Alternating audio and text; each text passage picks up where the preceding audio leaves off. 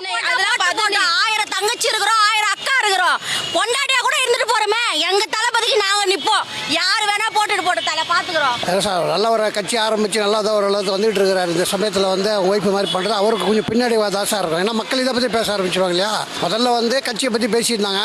ஃபேமிலியை ஜாயின் பண்ணும்போது அவங்களுக்கு ஒரு சிரமமாக தான் சார் பாவம் இருக்குது. இது தேவையில்லாத ஒரு விஷயந்தான்.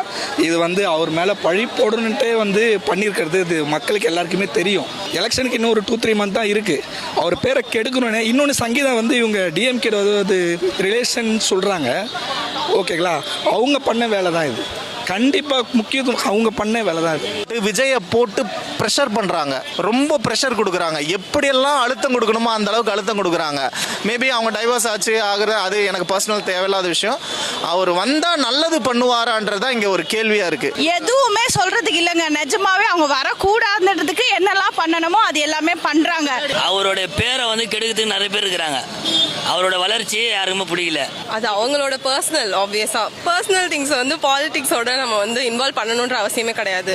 அவர் மட்டும் இல்லை, ஜென்ரலாக உள்ள எல்லா பொலிட்டிஷியனாக இருக்கட்டும் சரி, ஹீரோ ஹீரோயின்ஸ் யாராக இருந்தாலுமே of course they have another personal life.